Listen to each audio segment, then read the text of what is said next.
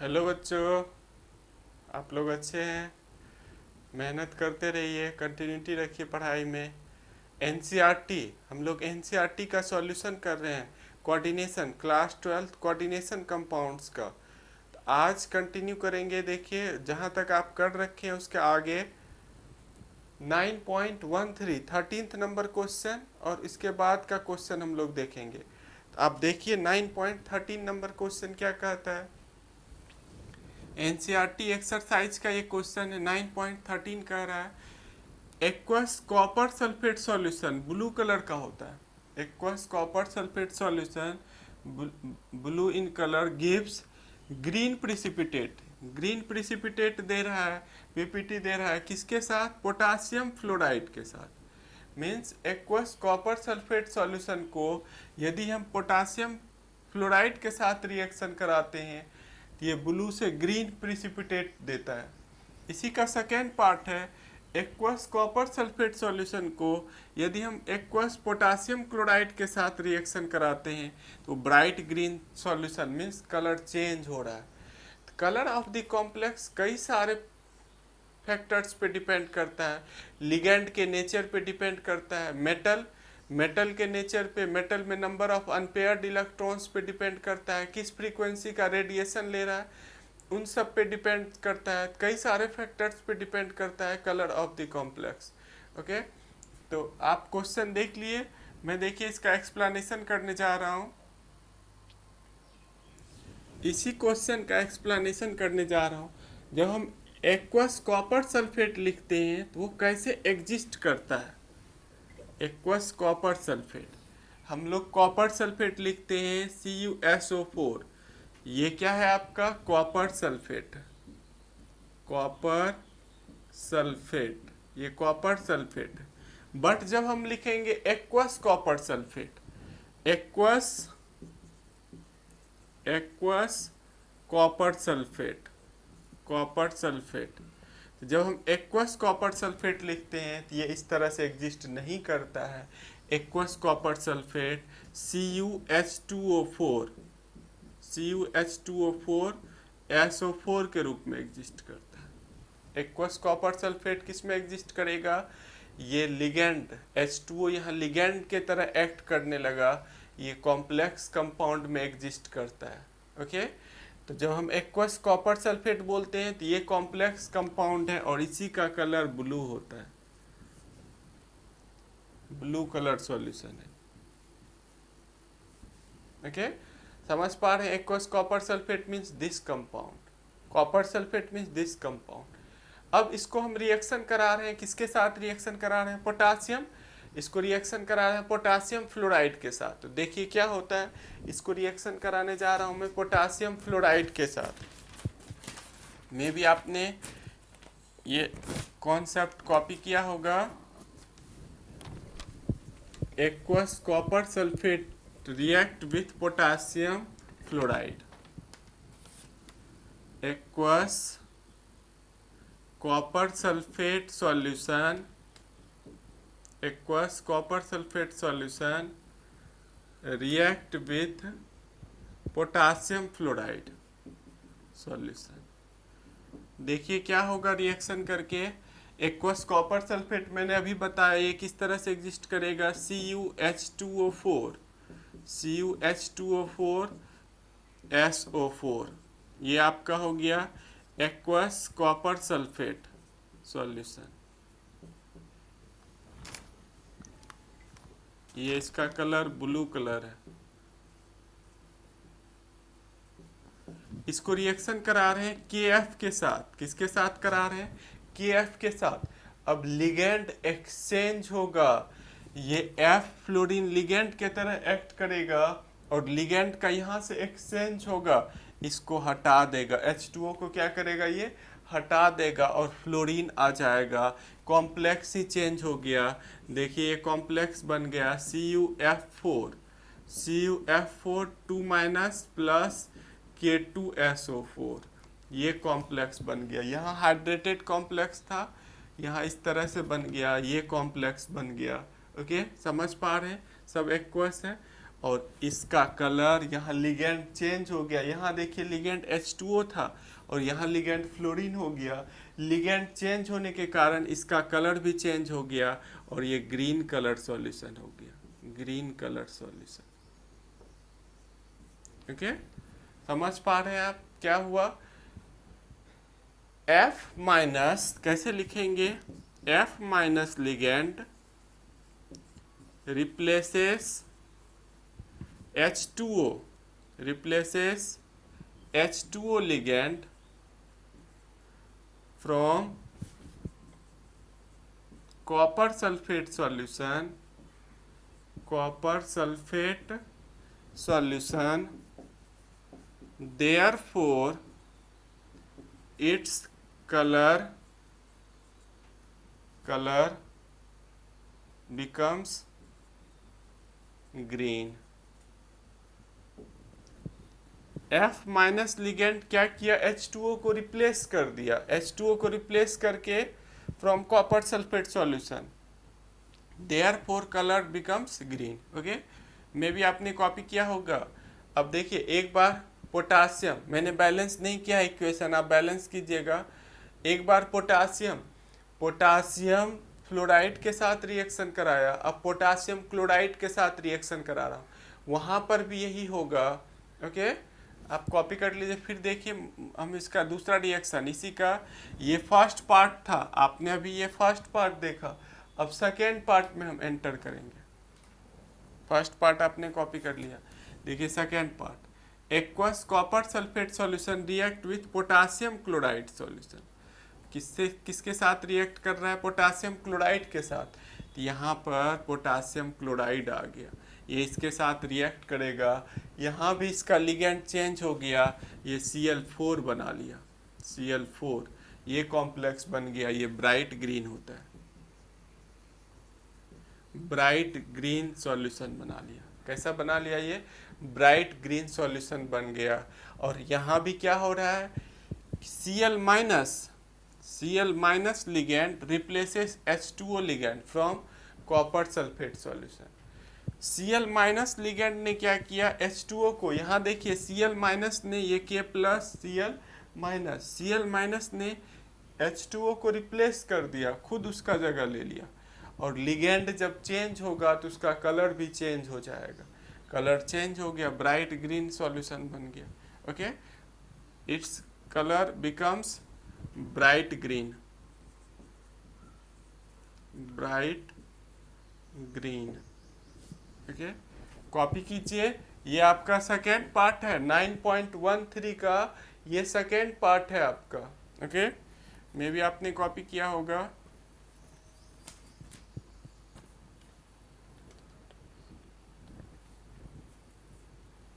फिर देखिए 14th number question भी सेम है, वहां पर भी यही कॉन्सेप्ट अप्लाई हो रहा है।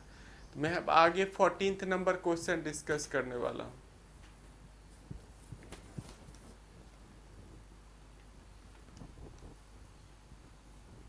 मे भी आपने कॉपी किया होगा 14th नंबर क्वेश्चन।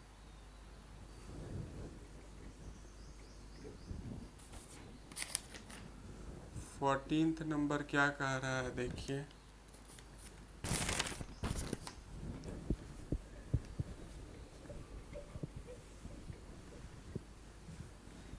आप जब कॉपी करते हैं किसी चीज को, माइंड उसको 3 बार सोचता है,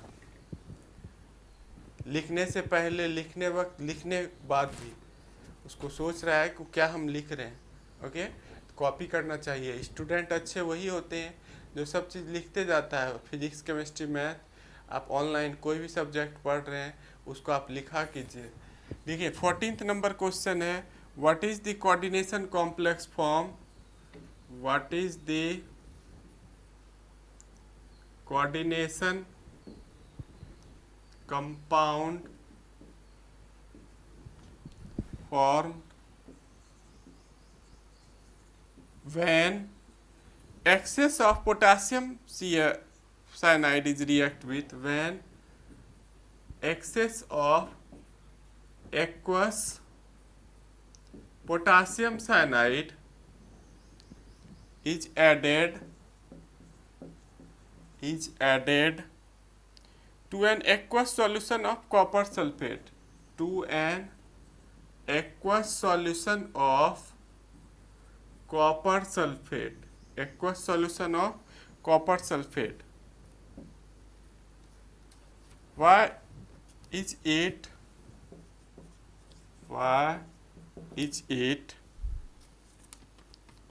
no precipitate of copper sulfide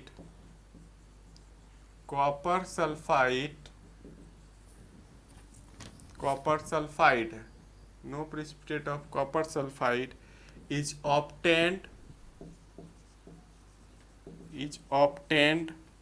when H2S is passed through this solution. When H2S gas is passed from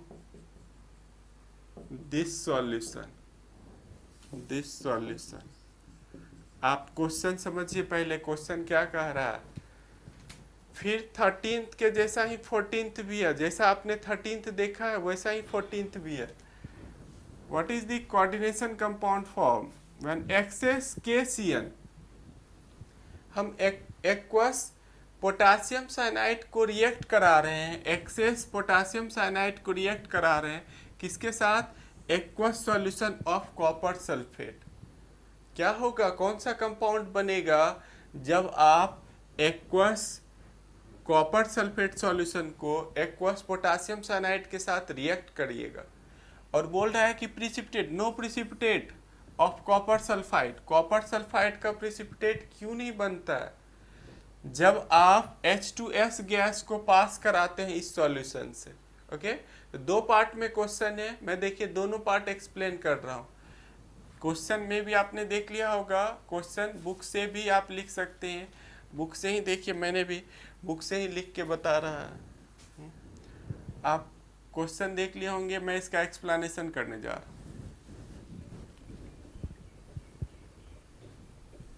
aqueous copper sulphate,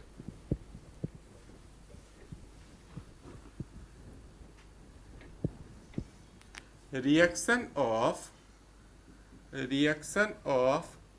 aqueous copper sulfate solution with aqueous KCN solution. क्या करने जा रहे हैं हम, देखिए aqueous copper sulphate solution. Aqueous copper sulphate समझ रहे हैं, वो कॉम्प्लेक्स कंपाउंड में एग्जिस्ट करेगा. एक्वस कॉपर सल्फेट सॉल्यूशन क्या हो गया? CuH2O4SO4.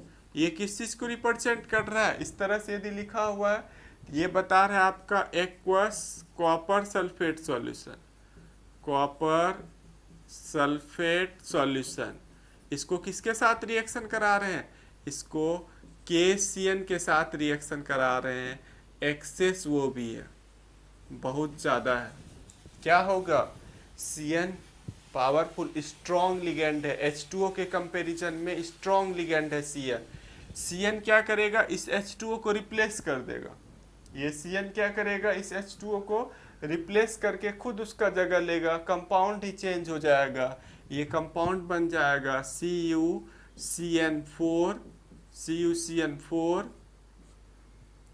2 माइनस प्लस K2SO4 ये कॉम्प्लेक्स बन जाएगा.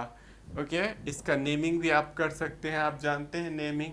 इसका नेमिंग कौन सा कोऑर्डिनेशन कंपाउंड बन रहा है? इसका नेमिंग है टेट्रा साइनिडो क्यूपरेट ऑक्सीडेशन नंबर 2 आयन. ये इस कॉम्प्लेक्स कंपाउंड का नेमिंग होगा. और इसका कलर भी चेंज हो जाएगा. कलर क्यों चेंज हो गया? देखिए यहाँ पर ये ब्लू कलर का था, यहाँ कलर उसका चेंज हो जाएगा. लिगेंड के नेचर पे कलर डिपेंड करता है. ओके, समझ पा रहे हैं आप? क्या लिखेंगे यहाँ पर? CN minus ion is strong ligand. strong ligand than H2O. Therefore, Cn minus ion replaces H2O from copper sulfate solution, from aqueous copper sulfate solution, which gives this compound. Okay, replace करके ये compound देगा, replaces from and gives CuCN4 2 minus complex, CuCN4 2 minus complex. Okay, समझ पा रहे हैं आप कैसे इसको एक्सप्लेन करना, लिखने का भी तरीका आपको आना चाहिए. ओके, मे भी आपने कॉपी किया होगा. ये देखिए फर्स्ट पार्ट का एक्सप्लेनेशन है, ये फर्स्ट पार्ट में बता रहा हूँ, आपने कॉपी कर लिया होगा. इसका सेकेंड पार्ट देखिए क्या कह रहा है. अब इस सॉल्यूशन में जो बन रहा है कॉम्प्लेक्स कंपाउंड, इसमें हाइड्रोजन सल्फाइड पास कराने बोलता है. हाइड्रोजन सल्फाइड हम पास कराएंगे, इसी का सेकेंड पार्ट.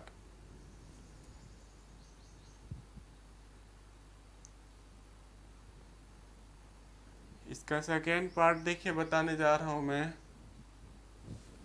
सेकेंड पार्ट क्या कहता है.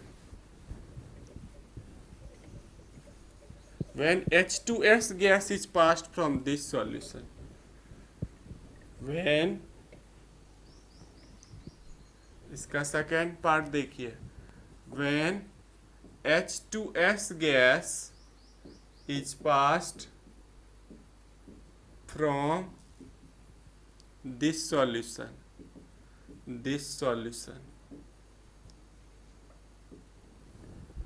H2S गैस पास करा रहे हैं from this solution. There is no precipitate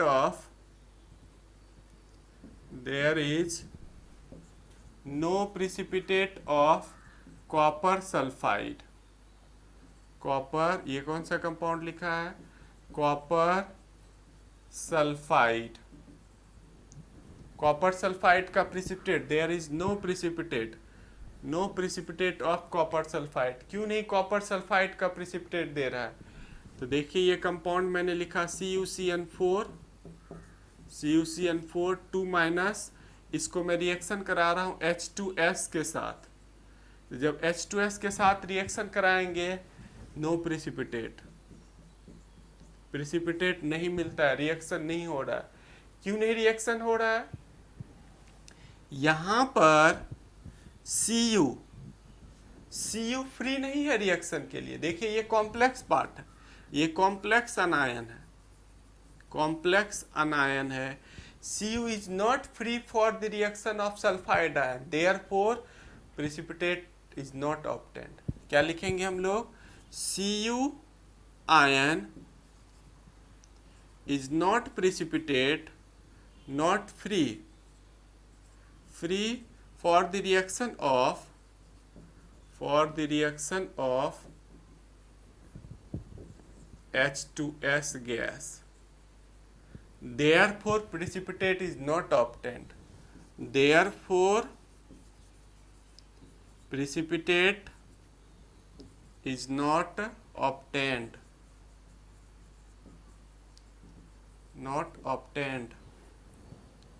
Okay?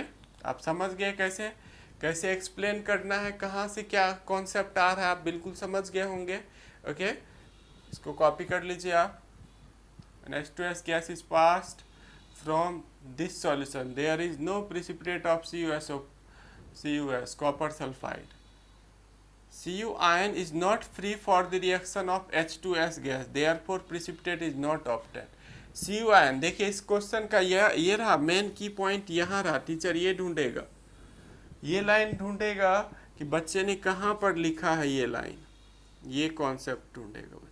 Okay, कहाँ लिखा है बच्चे, समझ पा रहे हैं आप, बिल्कुल समझ गए होंगे, कोई डाउट नहीं है. तो देखिए अगला जो है आपका, अगला VVT से रिलेटेड क्वेश्चन है. तो वो और लेंदी पार्ट है, उसमें बहुत सारा एक्सप्लेनेशन है. तो उसको हम अगले वीडियो में आप देखते हैं. मेरा जितना ही वीडियो आता है आधे घंटे का ही आता है, ज़्यादा का नहीं आएगा. तो वो अगले पार्ट में आपको हम बताएंगे कि VBT, अगला जो क्वेश्चन है 15th या 16th नंबर, वो VBT से रिलेटेड है। ओके, तो thank you watching this video. Okay बच्चों।